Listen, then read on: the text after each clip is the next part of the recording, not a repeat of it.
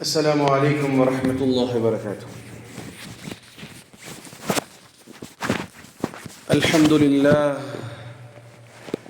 نحمده ونستعينه ونستغفره ونعوذ بالله من شرور أنفسنا ومن سيئات أعمالنا. من يهده الله فلا مضل له ومن يضلله فلا هادي له. وأشهد أن لا إله إلا الله وحده لا شريك له. وأشهد أن سيدنا ونبينا ومولانا محمدا عبد الله ورسوله صلى الله عليه وعلى آله وصحبه وسلم تسليما كثيرا كثيرا. أما بعد، فقد قال حق سبحانه وتعالى في القرآن العظيم الفرقان المجيد: فأعوذ بالله من الشيطان الرجيم بفضل بسم الله الرحمن الرحيم: ولا تقولوا لمن يقتل في سبيل الله أموات بل أحياء ولكن لا تشعرون. ولنبلونكم بشيء من الخوف والجوع ونقص من الأمراض ونقص من الأموال والأنفس والثمرات وبشر الصابرين الذين إذا أصابتهم مصيبة قالوا إنا لله وإنا إليه راجعون. أولئك عليهم صلوات من ربهم ورحمة وأولئك هم المهتدون. صدق الله العليم. اللهم رب اشرح لي صدري ويسر لي أمري واحلل عقدة من لساني يفقه قولي. ربي زدني علما وارزقني فهما. ربي يسر ولا تعسر وتمم لنا بالخير. புகழ் அனைத்தும் சர்வ உலகை படைத்து பரிபாலிக்கும் ஏக இறைவனாகிய அல்லாஹ் ஒருவனுக்கு மாத்திரம் உண்டாகட்டுமாக. சாந்தியும் சமாதானமும் இவ்வுலகை சத்தியத்தின் பால் ஈர்த்த உத்தம நபி ஸல்லல்லாஹு அலைஹி வஸல்லம் அவர்கள் மீதும் அன்னாரின் குடும்பத்தாரின் மீதும் அவர்களை முற்றிலுமாக அடிபணிந்து நடந்த சத்திய தோழர்கள் சஹாபாக்கள் மீதும் இங்கு அமர்ந்திருக்கக்கூடிய உங்கள் மீதும் என் மீதும் நம் குடும்பத்தாரின் மீதும் அல்லாஹ்வுடைய சாந்தியும் சமாதானமும் என்றென்றும் நின்று நிலவட்டுமாக. பிரியமான சகோதரர்களே, பொதுவாக முஹர்ரம் மாதம் வந்துருச்சுன்னு சொன்னால் ஒவ்வொரு ஏரியாவில் ஒவ்வொரு கலாச்சாரம். நம்ம கொடைக்கானல் பக்கத்தில் இருக்கிற பெரிய குளத்துலேயும் கூட பஞ்சா வைக்கிறாங்கன்னு கேள்விப்பட்டேன். உண்மையாத்தான்? இந்த மதுரையில் சில ஏரியாக்கள் இருக்கலாம், நார்த் ஆற்காடு, சவுத் ஆற்காடு, வேலூர், சேலம், அந்த ஏரியாக்கெல்லாம் பஞ்சா வைக்கிறது கேள்விப்பட்டிருக்கிறேன். அப்புறம் சில பேர் முஹர்ரம் ஆரம்பித்து 10வது நாள் நோன்பு வரைக்கும் சில வீட்டில் கறி சாப்பிட மாட்டாங்கன்னு கேள்விப்பட்டேன்.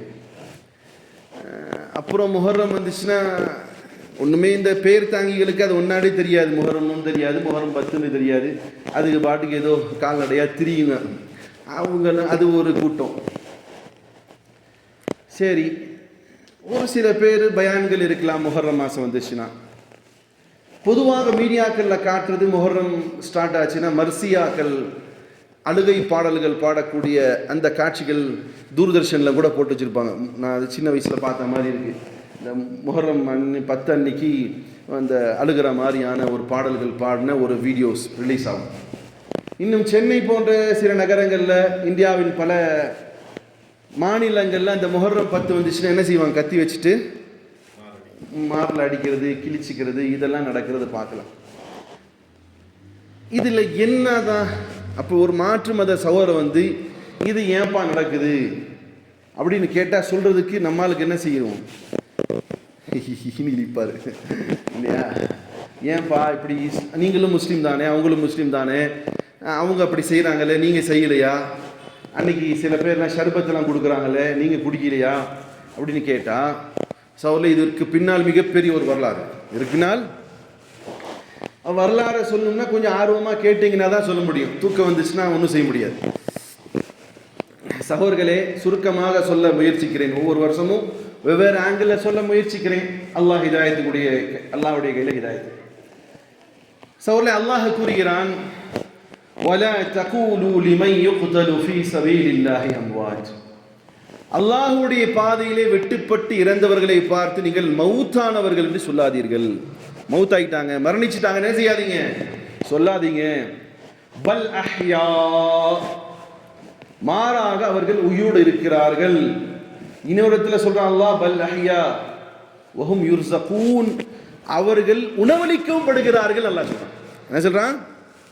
அதுக்காக வேண்டி நீங்க கபர்ல இருக்கிற ஆளெல்லாம் அவர் உயிரோட தான் இருக்கார், நான் பேசிட்டு இருக்கேன்னு சொல்லிட்டு டுபாக்கூர்ஸ் என்ன செய்வான், கபர்ல கை காலை வச்சுக்கிட்டு. நாமக்கல் பக்கத்துல ஒரு ஊர்ல கேள்விப்பட்டேன், ஒரு ஆள் வீட்டுக்குள்ளாரே கபர் வச்சிருக்காரம்மா, அவர் அவுலியாக்கள்கிட்ட பேசுறாரம்மா, அவருடைய காதை கபர்ல வச்சுக்கிட்டு நாட்டுறாரம்மா. இந்த பிங்கின்னு ஒருத்தன் மீடியாவில் வந்து பேசுவான் பாருங்க, அந்த மாதிரி. ஏன்னா அவனும் மேலே பேசுறேங்கிறான், இவன் அவுலியாட்ட அந்த மாதிரி இல்லை. அது அது அவங்க எல்லா மாதிரி ஆளுங்க இதுதான் ஆதாரம் காட்டுவாங்க, அவுலியாக்கள் உயிரோட தான் இருக்கிறாங்க, அது அல்லாஹ் அறிவான். அப்போ ஷஹாதத்தை அடைந்தவர்களை பார்த்து அல்லாஹ் சொல்கிறான், நீங்கள் ஒருபோதும் என்ன செய்யாதீர்கள், அவர்களை மௌத்தானவர்கள் என்று சொல்லாதீர்கள். பல் அஹ்யா, மாறாக அவர்கள் உயிரோடு இருக்கிறார்கள். வலாக்கின் லா தஷ்உரூன், அது உங்களுக்கு தெரியாது. அப்படி ஒரு ஷஹாதத் என்ற ஒரு 3 விதமாக பிரிக்கலாம். இன்னைக்கும் ஷஹாதத்தை பெறக்கூடிய மக்கள் பலஸ்தீனத்தில் இருக்கத்தான் செய்கிறார்கள், இல்லையா? இது ஒரு விதமானது. இப்போ ஷஹாதத் நபியுடைய காலத்திலிருந்து எப்படி வருதுன்னு சொன்னால் 3 விதமாக பிரிக்கலாம். ஷஹாதத்துக்கான சரியான அர்த்தம் சொன்னால் குர்ஆன்ல நிறைய இடங்கள் அல்லாஹ் ஷஹாதத் தஷ்ஹதூன் யஷ்ஹதூன்ங்கிற மாதிரி அல்லாஹ் சொல்கிறான். என்னன்னா சாட்சியம் சொல்லுதல் அர்த்தம். நபி பெருமானார் ஸல்லல்லாஹு அலைஹி வஸல்லம் உடைய காலத்தில் சஹாபாக்கள் இரத்த சாட்சியம் சொன்னார்கள். எதற்காகன்னு சொன்னா அல்லாஹ்வுடைய மார்க்கத்தை நிலை பெற வைப்பதற்காக வேண்டி அவர்கள் இரத்த சாட்சியம் பெற்றார்கள். அது ஒரு காலகட்டம். இரண்டாவது ஒரு காலகட்டம் இருக்குதே, நபி வகுத்து கொடுத்த மார்க்கத்தை நிலைநிறுத்துவதற்காக ஒரு பெரிய கூட்டம் என்ன ஆச்சு, வீரமரணம் அடைந்து ஷஹாதத் அடைஞ்சு, அது ஒரு காலகட்டம். மூன்றாவது காலகட்டம், நபி கொண்டு வந்த ஒரு கட்டிட மார்க்கத்தை உடைக்க தகரும் பொழுது அதற்கு எதிராக நின்ற ஒரு கூட்டம், அதுவும் ஒரு காலகட்டத்தில், அதுவும் ஒரு ஷஹாதத்தாக இஸ்லாமிய வரலாற்றில் பதிவு செய்யப்படுகிறது. சுருக்கமாக இந்த முஹர்ரம் மாதத்தில் நடக்கக்கூடிய இந்த கர்பலாவினுடைய யுத்தம் ஏன் நடந்ததுன்னு சொன்னா, அதற்கு அடிப்படை எங்கிருந்து உருவாகுதுன்னு சொன்னா, சூரா தௌபாவுடைய ஆரம்ப வசனங்கள் அல்லாஹ்வுடைய தூதர் ஸல்லல்லாஹு அலைஹி வஸல்லம் அவர்களுக்கு எப்படி வழிநடத்துன்னு சொன்னா, இதற்கு பிறகு நீங்கள் காம்ப்ரமைஸ் ஆக வேண்டியதில்லை, ஏகத்துவ அடிப்படையில் உங்களுடைய ஆட்சி அதிகாரத்தை அமைங்கள் நபியே, நீங்க யார்கிட்ட என்ன செய்ய வேண்டியதில்லை, உடன்படிக்கைகளை செய்ய வேண்டாம் என்ற செய்தியை சூரா தௌபாவுடைய வசனங்கள் வந்ததற்கு பின்னால் நபி ஸல்லல்லாஹு அலைஹி வஸல்லம் அவர்கள் உடன்படிக்கை செய்வதை என்ன செய்கிறாங்க, நிறுத்திக் கொள்கிறார்கள். சூரா தௌபாவுடைய விஷயத்தை சொல்லணும்னாலே இந்த சும்மா பத்தாது, ஆனாலும் சுருக்கமாக சொல்றேன். எப்போ இந்த சட்டத்திட்டங்கள் வந்ததோ மார்க்கத்திற்கு எதிராக நிறைய பேர் உள்ளத்தில் நிறைய குரோதங்கள் அமைச்சிச்சு தான். இப்போ இந்த காலகட்டத்துக்கு எட்டாவது சொன்னால் ஸ்லீப்பர் செல்ஸ் என்ன செஞ்சு, நிறைய நபி ஸல்லல்லாஹுடைய காலத்தில் இருந்தாங்க. யாருடைய காலத்தில் இருந்தாங்க? நபி ஸல்லல்லாஹுடைய காலத்திலையும் ஸ்லீப்பர் செல்ஸ் இருந்துச்சு. அதுக்கான தலங்களை எதிர்பார்த்துட்டே இருந்துச்சு. சஹாபாக்கள் நபியும் அந்த மார்க்கத்திலே உறுதிமிக்கவர்களாகிறதுனால இந்த ஸ்லீப்பர் செல்லால் ஒன்றுமே பண்ண முடியல. எப்பொழுது உரைத்தூர் ஸல்லல்லாஹு அலைஹி வஸல்லம் அவர்கள் இந்த உலகத்தை விட்டு பிரிந்தார்களோ அன்னைக்கு இந்த ஸ்லீப்பர் செல்ஸ் என்ன செய்து கொஞ்சம் உயிரோட்டம் பெற்று வெளியே வருது. எப்படி வெளியே வருது தெரியுமா? என்ன சொன்னாங்க? நபி ஸல்லல்லாஹு அலைஹி வஸல்லுடைய வஃபாத்துடைய அந்த நேரத்திலேயே நீங்க பிரபலியமாக கேள்விப்பட்டிருக்கலாம், ஒரு கூட்டம் என்ன சொல்லிச்சுன்னு சொன்னா, நான் இதுக்கு பிறகு என்ன செய்ய மாட்டேன், ஜகாத்தை கொடுக்க மாட்டேன்னு சொன்னாங்க. என்ன சொன்னாங்க? ஜகாத்தை என்ன செய்ய மாட்டேன், இதுக்கு பிறகு கொடுக்க மாட்டேன், நபி இருக்கிற வரைக்கும் தான். ஒரு கூட்டம் சொல்லி இதுக்கப்புறம் தொழுகை கிடையாது, இதுக்கு பிறகு. இது ஓடிட்டு இருக்கும் போது அடுத்த ஒருத்தன் என்று சொல்றான், முசைலமா பின் கஸாப், நான் தான் எனது முசைலமா கஸா உருவாரான், நான் தான் அடுத்த இறை தூதருங்கிறான். இப்போ இவனுங்க எல்லாம் யாருன்னு சொன்னா, அப்துல்லா பின் சபாவினுடைய ஸ்லீப்பர் செல்ஸ்கள் இஸ்லாமிய மார்க்கத்தினுடைய போர்வையில் அப்படியே பொத்திக்கிட்டே இருந்துச்சு. நபியுடைய மறைவுக்கு பின்னால் அவங்க எல்லாம் வெளியே வந்து மார்க்கத்துக்கு எதிரான ஆயிரம் சூழ்ச்சிகளை செய்ய ஆரம்பிக்கிறாங்க. ரொம்பவே சாஃப்டா இருந்த அபூபக்கர் சித்திக் ரலியல்லாஹு அன்ஹு அவர்கள் வீர் கொண்டு எழுந்து சொன்னார்கள், ஜகாத் என்னடா ஜகாத்து? ஒரு ஒட்டகத்தினுடைய கயிறளவுக்கும் நீங்கள் ஜகாத்தை கொடுக்க மறுத்தாலும் அது வாளினுடைய நுனியில இருந்து அதை மீட்டெடுப்பேன்னு சொல்லிட்டு ஹஜ்ரத் அபூபக்கர் சித்திக் ரலியல்லாஹு அன்ஹு. அது வரைக்கும் சாஃப்ட் கேரக்டர். ஆனா என்ன செய்யறாங்க, ஜகாத்துடைய விஷயத்தை சில சஹாபாக்களை கொஞ்சம் விட்டு பிடிக்கலாமான்னு சொல்லும் பொழுது அவங்க சொன்ன வார்த்தை, நான் உயிரோட இருக்க இது நடக்குமா? மார்க்கத்தை ஒருபோதும் குழப்பவாதிகளிடத்தில் விடமாட்டேன், எதிர்த்து நின்று யுத்தம் புரிவேன்னு சொல்லிட்டு அபூபக்கர் சித்திக் ரலியல்லாஹு அன்ஹு கலீஃபாவாக ஆட்சி பொறுப்பை எடுத்து அந்த ஸ்லீப்பர்ஸ்ல எவன் எல்லாம் கொஞ்சம் உயிர் பெற்றானோ அவனுக்கு எல்லாம் சாட்டேடி கொடுத்தாங்க. அடுத்தது கலீஃபா உமர் ரலியல்லாஹு அன்ஹுடைய ஆட்சி காலம். உமர் ரலியல்லாஹு அன்ஹுடைய ஆட்சி காலம் ரொம்பவே சூப்பராக இருந்துச்சு. நபியுடைய காலத்தில் எப்படி ஃபுதூஹாத்துகள் வெற்றிகள் கிடைத்ததோ அது அப்படியே உமர் ரலியல்லாஹு அன்ஹுடைய ஆட்சி காலத்தில் எல்லா இடத்திலும் இஸ்லாமிய ராஜ்யம் என்ன செய்யுது. போன வாரம் கூட சொன்னேன், இஸ்லாமிய ஆட்சிகளும் ராஜ்யம் என்ன செய்யுது, பரவலாக போயிட்டே இருக்கு. ரொம்ப பர்ஃபெக்டான ஆட்சி இருக்கு. இப்படி உமர் ரலியல்லாஹு அன்ஹுடைய காலத்தில் இந்த ஸ்லீப்பர் செல்லாம் கொஞ்சம் மவுத்தாகி கடந்துச்சு. ஆனால் இந்த ஸ்லீப்பர் செல்ஸ்க்கெல்லாம் எப்படின்னா திரும்பவும் என்ன செய்யலாம், அதனுடைய ஒரு ஸ்லீப்பர் செல்லுடைய ஒரு நோக்கம்தான் ஈரான்ல இருந்து ஹர்பூசான் அபு லுலு ஃபிரோஸுடைய அந்த கொலைவெறி. அவன் என்ன நினைச்சான்னு சொன்னா, அப்துல்லா பின் சபா, அவன் பேர் பார்த்தீங்கன்னா முஸ்லீம் பேர் தானே இருக்கு, அவன் முனாஃபிகீன்களுடைய தலைவன். அவனுடைய வேலை என்ன, இஸ்லாத்தில் இருந்துட்டு இஸ்லாத்துக்கு எதிராக குழப்பம் செய்கிறது அவனுடைய வேலை. அப்ப இவனுடைய தூண்டுதல் அங்கே இங்கே இங்கே இங்கே பரவி பரவி பரவி பரவி இஸ்லாமிய ஒரு கட்டிடமாக அமைக்கப்பட்டிருக்கக்கூடிய மார்க்கத்தை உடைத்தெறிவதற்காக 1000 திட்டங்களை போட்டாங்க. அதுல ஒன்றுதான் உமர் ரலியல்லாஹு அன்ஹு ரொம்ப பர்ஃபெக்டான ஆட்சி செய்கிறாங்களே, இதை உடைச்சிட்டோம்னு என்ன செய்யலாம், இஸ்லாமிய ஆட்சி என்ன செய்யலாம், உடைச்சு விடலாம். இப்போ ஈரான் அடி வாங்குச்சு இல்ல, ஈரான் அடிச்சிச்சு. யார் அடி வாங்கினா? இஸ்ரேல் அடி வாங்குச்சு.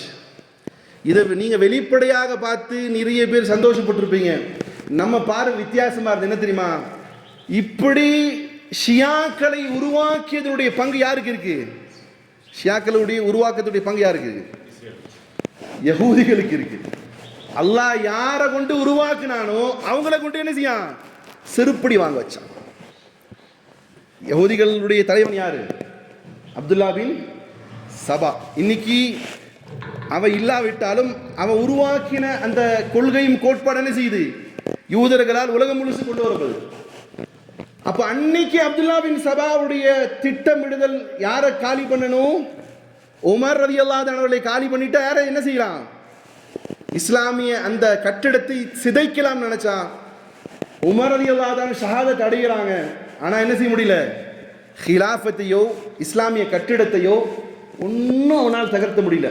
என்னாச்சு, யார் உருவாக்கி வச்ச கட்டமைப்பு, இஸ்லாம் என்ற கட்டமைப்பு யார்தான் உருவாக்குனா, இஸ்லாமிய ஒரு கட்டமைப்பு உருவாக்குனது யாரு தெரியலையா?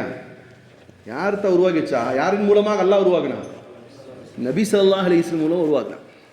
இவன் நினைச்சிட்டா உமர் தான் கொண்டு வந்தார் ரலியல்லாஹு தஆலா. இல்லை, இது உருவாக்குனது யாரு, முஹம்மது ஸல்லல்லாஹு அலைஹி வஸல்லம். அப்ப அவனால ஒன்றும் பண்ண முடியல. அடுத்தது ஆட்சிக்கு யார் வர்றா? போன ஆட்சியில் யார் இருந்தான்னு கேட்டால் சொல்லுவீங்க, உமர் ரலியல்லாஹு அன்ஹுடைய பின்னாடி ஆட்சிக்கு யார் வந்தான், மனசுலையாவது சொல்லிக்குவோம், உஸ்மான் கனி ரலியல்லாஹு அன்ஹு ஆட்சிக்கு வரான். இப்போ இந்த ஸ்லீப்பர் செல்ஸ் என்ன செய்யுது, திரும்ப உருவாகுது. எப்படி உருவாக்குறான்னு சொன்னா, இப்போ எப்படி உருவாக்குறான் பார்த்தீங்களா, நீங்க யுத்தம் நடக்கும்பொழுது ஒரு வார்த்தை விட்டான் இஸ்ரேலுடைய பிரதமர், எங்களெல்லாம் பெருசா அவமானப்படத்துல யாரை கொல்லணும்னு நினைக்கிறாங்கன்னு சொன்னான். செய்திக்கெல்லாம் பார்க்குறீங்களா இல்லையா? அமெரிக்காவுடைய ட்ரம்ப்புக்கு தான் ரொம்ப எதிர்ப்பு இருக்குன்னு சொல்லி கோத்து விட்டான் இல்லையா? இந்த வேலை இன்னைக்கு மட்டும் செய்யல இவங்க. உமர் ரலியல்லாஹு தஆலாவுடைய காலத்துக்கு பின்னால் உஸ்மானிய கனி ரலியல்லாஹு தஆலாவுடைய ஆட்சி வந்துச்சு இல்லையா? அப்பவும் என்ன செய்யறான்னு சொன்னா, எப்பா உஸ்மானிய கனி ரலியல்லாஹு தஆலா ஆட்சிக்கு வந்திருக்கிறாங்க, இவர் அதிகாரத்துக்கு வர்றதுக்கு ரைட்ஸ் கிடையாது. ஏன்னா பழைய புகையை மூற்றான். எப்படி மூற்றான்னு சொன்னா, ஆரம்பத்திலேயே பனு ஹாஷிமுக்கும் பனு உமையாவுக்கும் கொஞ்சம் விரிசல் இருந்துச்சு. யாருக்கு பனு ஹாஷிமுக்கும் பனு உமையாவுக்கும் லைட்டாக கொஞ்சம் குளம்னு இருக்க தானே தான் செய்யும். பக்கத்து கடைக்காரனே சண்டையில் இருக்கிறான் இல்லையா? இவர் கடையில் ஒரு 10 கஸ்டமர் ஏறிட்டாருன்னா அந்த கடையில் 10 கொஞ்சம் புகைச்சல் இருக்கு தானே செய்யுது. இஸ்லாம் அதை மறைச்சிருச்சு. பனு ஹாஷிமுக்கும் பனு உமையாவுக்கும் இஸ்லாம் வந்து மறைச்சிருச்சு. ஆனாலும் என்ன செய்யலாம், புகையை போட்டு தூண்டிடுறான், ஊதுறான். என்னண்டு ஏங்க, யார் ஹிலாஃபத்துக்கு வரணும்னு சொன்னால் பனு ஹாஷிம் தான் வரணும். யார் வந்துட்டான்னு சொன்னால் பனு ஹாஷிம் இல்லாத ஒருத்தர் உஸ்மான் யார் வந்திருக்காரு, ஹலீஃபாவாக வந்திருக்கிறாரு. இது எப்படிங்க ஏற்றுக்க முடியும்? சரி, அதுக்கு முன்னாடி இருந்த 2 பேர் யாரு? அதுக்கு முன்னாடி 2 பேர் யார் தான் இருந்தா ஹலீஃபாவாக? யார் இருந்தா? அபூபக்கரும் உமர் ரலியல்லாஹு அன்ஹு இருந்தாங்க இல்லையா, அன்ஹுமா. அந்த 2 பேரும் பனு ஹாஷிமான்னு சொன்னா கிடையாது. உஸ்மான் ரலியல்லாஹு அன்ஹுடைய ஃபேமிலி தான் அவங்க 2 பேருமே. அப்போ விட்டுட்டான், இப்போ தூண்டி விடுறான். தூண்டி விடும்போது கொஞ்சம் கொஞ்சமாக அந்த நெருப்பு என்ன செய்யுது, அதுதான் கடைசி காலத்தில் சொல்லுவாங்க ஃபித்னத்துல் குப்ரா, பெரிய ஃபித்னா உருவாக்கி விட்டு ஒரு கட்டத்தில் நீண்ட வரலாறு சுருக்கும் போது உஸ்மான் ரலியல்லாஹு என்ன செய்கிறாங்க, ஷஹாதத் செய்தாங்க. சொல்றது யாரு தான்? முஸ்லிம் பெயர் தாங்கி தான் என்ன செய்யறான், சொல்றான். உஸ்மான் ரலியல்லாஹு அன்ஹு அவர்கள் ஷஹாதத் அடைந்ததற்கு பின்னால் ஹலீஃபாவாக ஹஜ்ரத் அலி ரலியல்லாஹு அன்ஹு தேர்வு செய்கிறாங்க. இந்த காலகட்டத்தில் பெரும் குழப்பம் என்னண்டு, இவங்க வரக்கூடாது அவங்க வரக்கூடாது, மார்க்கத்தில் நிறைய குழப்பங்கள் இருக்கு. அலி ரலியல்லாஹு அன்ஹு வரவே இல்லைப்பா, என்னை விட்டுடுங்கிறாங்க. ஜுபைர் ரலியல்லாஹு அன்ஹு அவர்களும் தல்ஹா ரலியல்லாஹு அன்ஹு அவர்களும் அந்த ஷூராவில் இருக்கிறாங்க. ஐயோ நாங்கள் வரவே இல்லைங்கிறாங்க. அலி ரலியல்லாஹு அன்ஹு வேண்டாம் நான் வரலப்பாங்கிறாங்க. நிர்பந்தத்தின் அடிப்படையில் ஹலீஃபாவாக 4வது ஹலீஃபாவாக யார் தேர்வு செய்யப்படுறார்? யார்த்தா? ஹஜ்ரத் அலி ரலியல்லாஹு அன்ஹு தேர்வு செய்யப்படுறாங்க. அலி ரலியல்லாஹு அன்ஹு ஹிலாஃபத் வந்ததுக்கு பின்னால் இப்போ ஷியான்னு சொல்றோம் இல்லையா, அன்னைக்கு ஷியானே உஸ்மான், ஷியானே அலி. அலி ரலியல்லாஹு அன்ஹுடைய பிரியர்கள், உஸ்மான் ரலியல்லாஹு அன்ஹுடைய பிரியர்கள்ன்ற மாதிரி 2 கோட்டா என்ன செய்யுது, உருவாது. எப்படி உருவாதுன்னு சொன்னா, அலி ரலியல்லாஹு அன்ஹு ஆட்சி பொறுப்பை ஏற்றதுமே, ஹிலாஃபதி ஆட்சின்னு சொல்லக்கூடாது, ஹிலாஃபதி எடுத்ததுமே உஸ்மான் ரலியல்லாஹு அன்ஹுடைய பிரியர்கள் எல்லாம் வந்து சொல்றாங்க, உஸ்மான் ரலியல்லாஹு அன்ஹு அவர்களை கொலை செய்தவனிடம் நீங்கள் என்ன செய்யுங்க, பதிலுக்கு பதில் கொலை செய்யுங்க அப்படிங்கிறாங்க. அலி ரலியல்லாஹு அன்ஹு இப்போதானே இப்போ ஆட்சியில் வந்து உட்காந்துருக்கோம், கொஞ்சம் பொறுமையாக பார்த்துக்கலாமே. ஒரு கட்டத்தில் சகோதரர்களே, யாருடைய மாமனார் இந்த மார்க்கத்தை கொண்டு வந்தாரோ, யாருடைய மாமனார் இந்த மார்க்கத்தை கொண்டு வந்தாரோ அந்த மருமகனை பார்த்து சொன்னார்கள் இவர் காஃபிர், நவுசுபில்லாஹி. சமீபத்தில் கேள்விப்பட்டேன், ஒரு ஆள் இங்கே வந்து தொழுதுட்டு போகும்போது களிமா சொன்னாராம். இங்கே வந்து நம்ம பள்ளியாசில் தொழுதுட்டு போனவர் ரொம்ப மனசு வலிக்குது, உங்களை புரிய வைக்க சொல்கிறேன். என்னடா நீ களிமா சொன்னேன்னு கேட்டால் அதுக்கு ஒரு அற்பமான காரணத்தை ஒரு மௌல்வி சொல்லிட்டு போயிருக்கார். என்னதான்ப்பா அப்படி, நான் களிமா சொல்லிட்டேன் லா இலாஹா இல்லல்லாஹ் முஹம்மது ரசூலுல்லாஹ். ரொம்ப மனசு வலிச்சிச்சு. இன்னைக்கு அந்த வரலாறை படிக்கும்போது மனசு ரிலாக்ஸ். நம்ம எல்லாம் ஏமாத்துறோம். நபியுடைய மருமகனாருக்கு என்ன டைட்டில் கொடுத்தாங்க அன்னைக்கு உள்ள சில பேர்? என்ன கொடுத்தாங்க? நவுசுபில்லாஹ் காஃபிர்னு சொன்னாங்க. அதுக்காகவே 3 பேரை கொலை செய்யணும்னு திட்டம் போட்டாங்க. யாருன்னு சொன்னா ஹஜ்ரத் அலி ரலியல்லாஹு அன்ஹு அவர்கள். அடுத்தது 3 பேரை கொலை செய்யறதுக்காக திட்டம் போட்டாங்க. அதில் யாருன்னு சொன்னால், முதலாம் அவர் ஹஜ்ரத் அலி ரலியல்லாஹு அன்ஹு அவர்கள், 2வது அவர்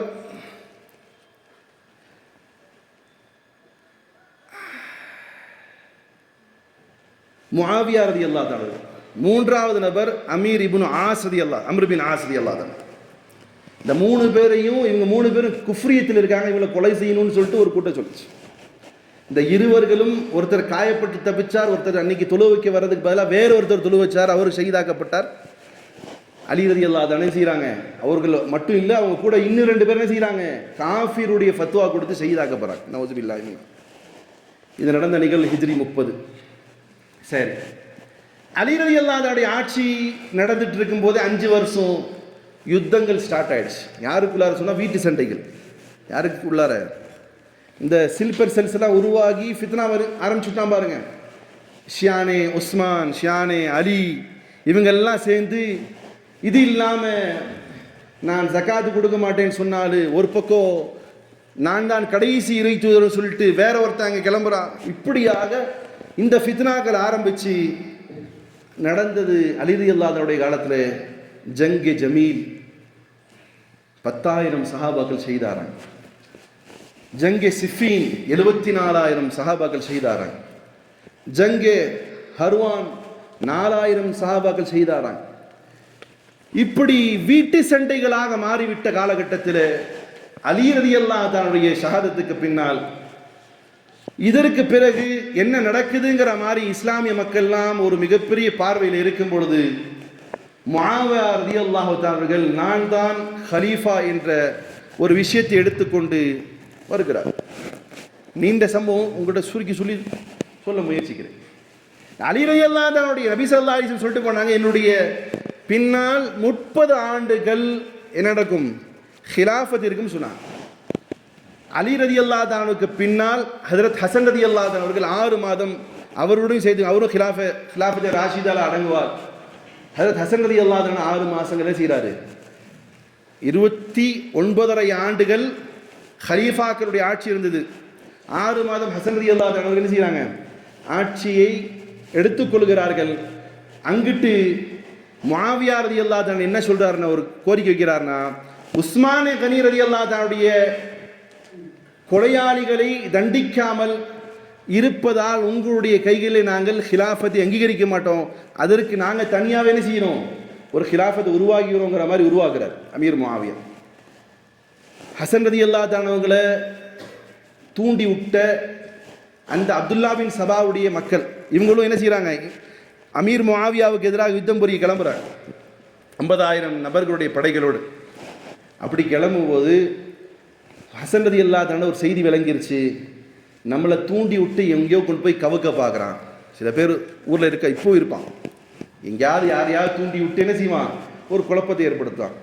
இவங்க 50,000 பேர்களுடைய படை வீரர்களை தயாரித்த நிலையிலும் இவங்களுக்கு ஒரு அல்லாஹ் ஒரு நிலையை உருவாக்குறான். என்னன்னா, அப்துல்லா பின் சபாவுடைய கூட்டாளிகள்லாம் நமக்குள்ளார இருக்கிறாங்க, நம்ம இவங்கள்ட்ட போய் யுத்தம் புரிவதை காட்டிலும் அமீர் முஆவியா கிட்ட உடன்படிக்கை செஞ்சுக்கிறாங்கிற மாதிரியான நிலைக்கு வந்து ஹசன் ரலியல்லாஹு தஆலா சொல்றாங்க, நான் சொல்லக்கூடிய சில நிபந்தனைகளுக்கு நீங்கள் உட்பட்டால் உங்களுடைய கையில் நான் பைய செய்கிறேன்.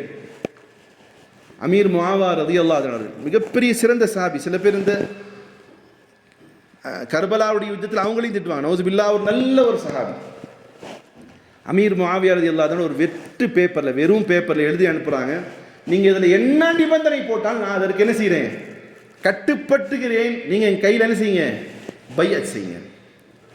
ஹசன் ரலியல்லாஹு தஆலா அவர்கள் அவருடைய நிபந்தனைகள்லாம் எழுதி அனுப்புகிறாங்க. அமீர் முஆவியா ரலியல்லாஹு வாங்கிட்டு இதற்கெல்லாம் நான் உட்படுகிறேன், நீங்கள் என்ன செய்யுங்க, என்னுடைய ஹிலாஃபத்தை ஏற்றுக்கொள்ளுங்கிறாங்க.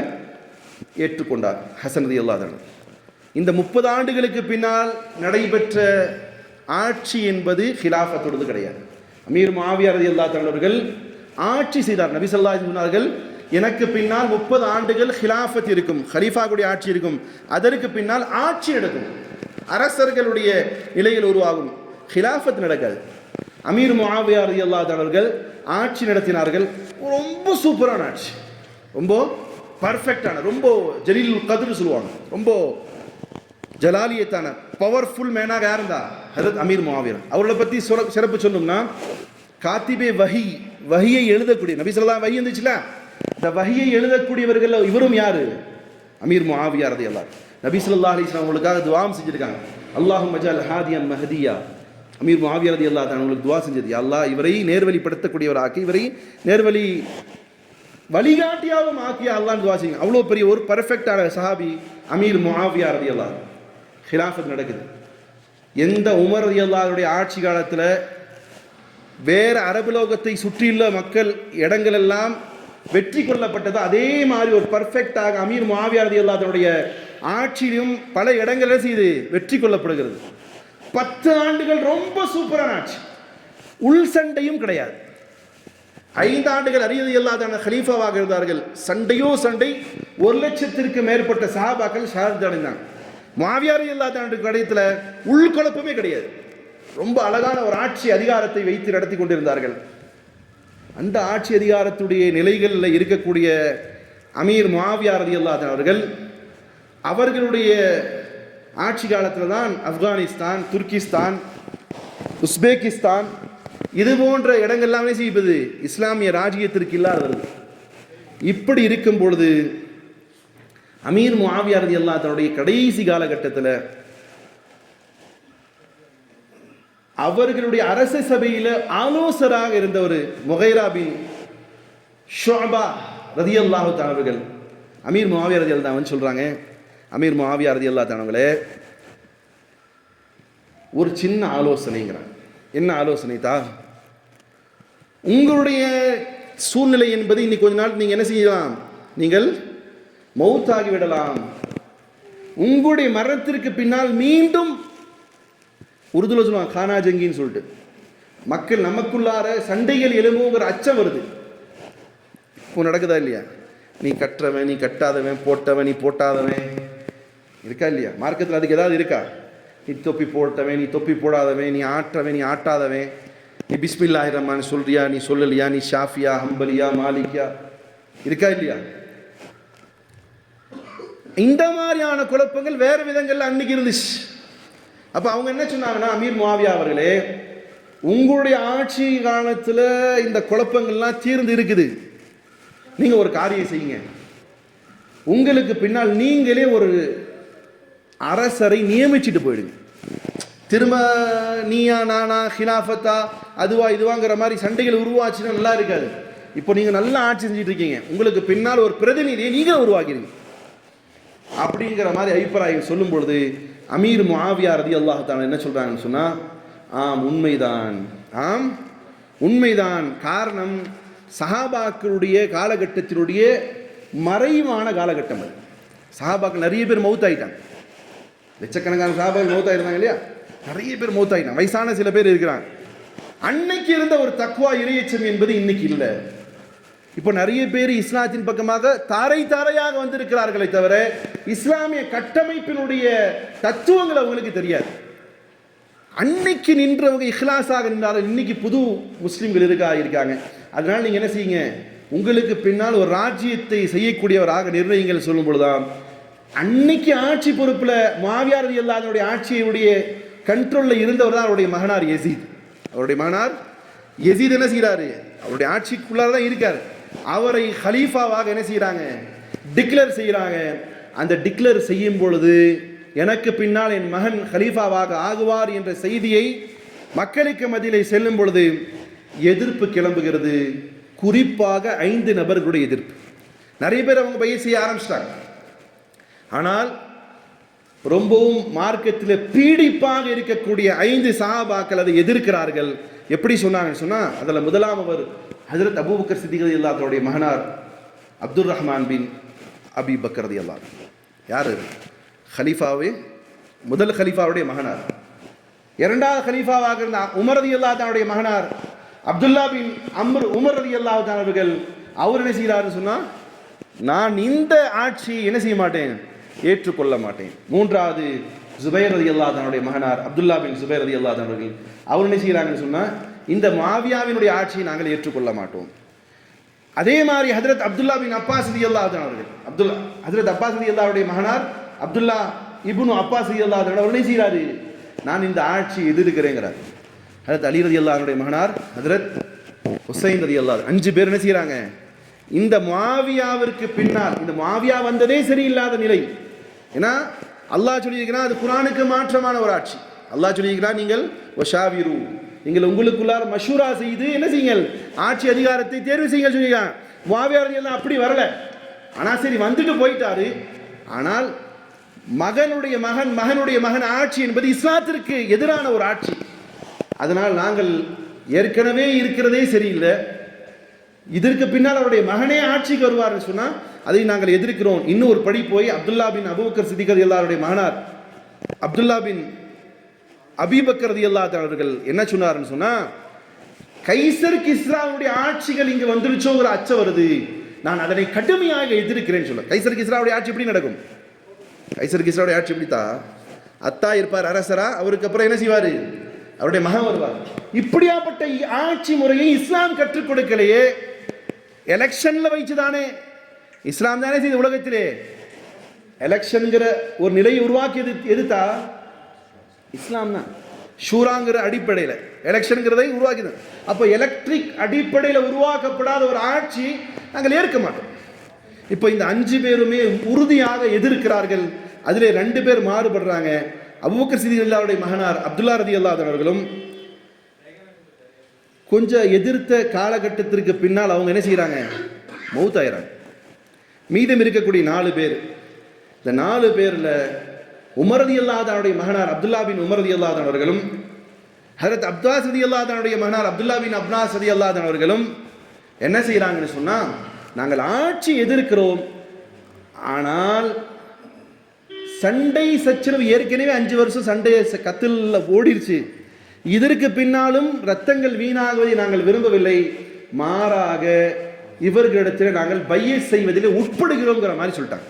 சண்டை வேண்டாம், எதிர்க்கிறோம், இது முறையானது இல்லை, ஆனால் என்ன செய்ய முடியாது, இவங்க கூட சண்டையிட தயாராக இல்லை. ஆனால் ரொம்ப வீரமாக இருந்தவர், வாலிபராக இருந்தவர் யாருன்னு சொன்னால் அது ஜுபைர் ரலியல்லாஹு அவர்கள்.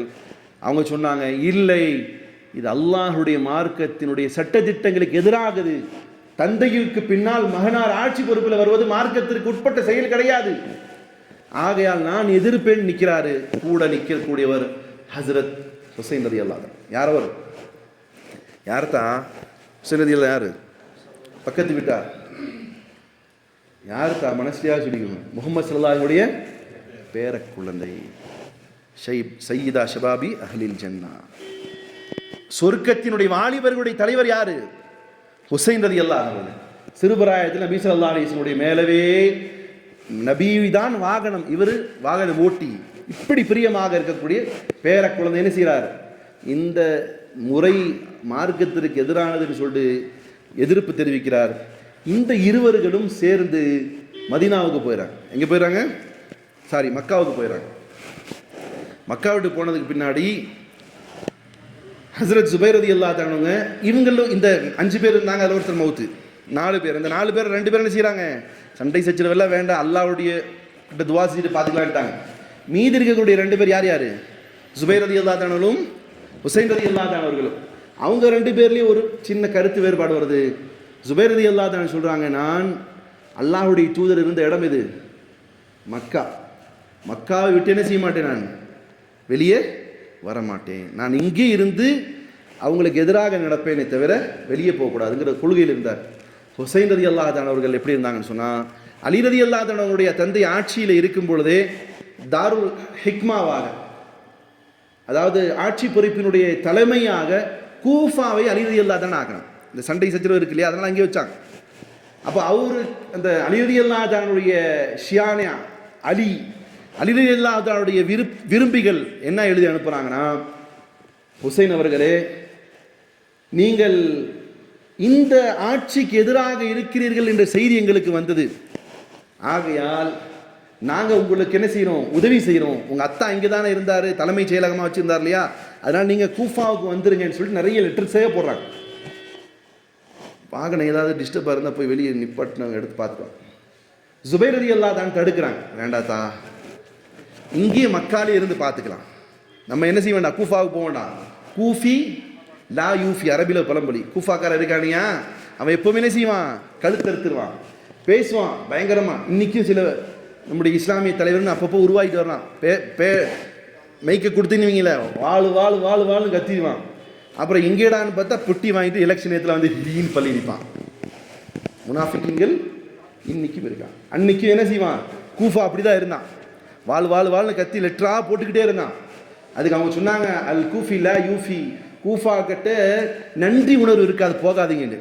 அவங்க மட்டும் சொல்லலை, அப்துல்லா பின் அப்பாஸ் ரலியல்லாஹு அன்ஹு அவருடைய மகனார் அப்பாஸ் ரலியல்லாஹு மகனார் அப்துல்லா பின் அப்பாஸ் வரான்.